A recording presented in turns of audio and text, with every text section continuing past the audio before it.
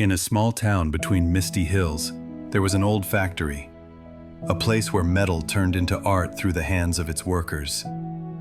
Among them was a young man named Ethan. He worked tirelessly, driven by dreams. Ethan learned everything from his mentor, Mr. Rowan, a wise craftsman who dedicated his life to creating lasting items. He didn't say much, but when he did, his words showed his experience.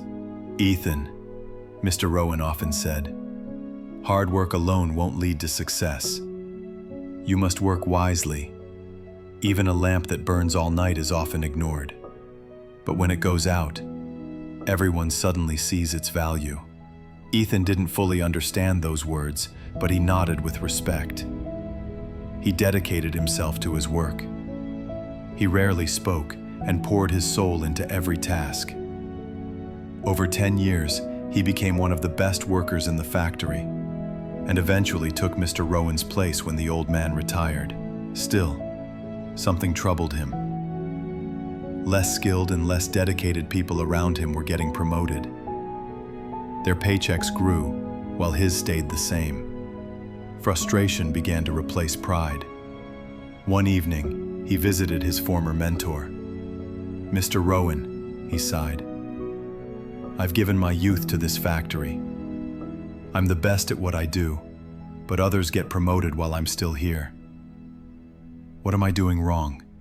Mr. Rowan watched him quietly and asked, "Do you really think this factory can't run without you?" Ethan hesitated. "I think so," he replied softly. "Then prove it," said Rowan. "Take a day off." The next morning, Ethan didn't go to work.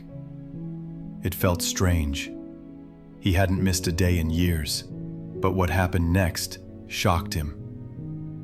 By afternoon, his manager, Miss Carter, called him in a panic. Machines had stopped, tasks were left undone, and the factory was in chaos. No one knew the small details Ethan handled so easily. When Ethan returned the next day, Ms. Carter smiled with relief. "We couldn't manage without you," she said warmly. "You're the backbone of this place." That same day, she promoted him to senior technician. Ethan's heart swelled with pride. So this was the secret to success. If I am absent, they see my worth. From then on, whenever he felt overlooked, he would take a few days off. Each time the factory struggled, and every time he returned to recognition and gratitude.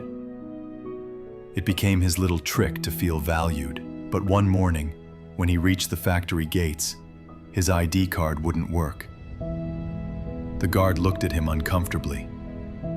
"I'm sorry, Ethan," he said. "Management decided to let you go." Ethan stood frozen. "Let me go? But I've given everything to this place." Heartbroken, he rushed to Mr. Rowan's home. "You told me to take a day off to prove my worth. I did exactly that. Why did I lose everything?" Mr. Rowan smiled sadly.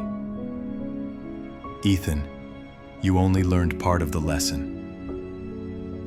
You understood that if a lamp is always on, no one appreciates it. But if it goes out, its absence is noticed.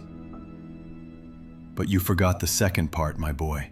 He leaned forward and said gently, "If a lamp keeps going out repeatedly, people replace it with a better one. Remember, consistency builds trust. Reliability earns respect." Ethan lowered his head. For the first time, he truly understood. Mr. Rowan continued, "It's the same in life. We often take people for granted when they're always there. But when they disappear, we realize their value. The secret is balance. Shine bright, but don't vanish. Stay steady, stay grateful." Years later, Ethan opened his own small workshop. He worked hard, but he also learned to rest, to guide others, and to appreciate the people who stood beside him. His light no longer flickered for attention. It glowed steadily, quietly lighting the way for others. Moral: hard work earns respect, but wisdom sustains it.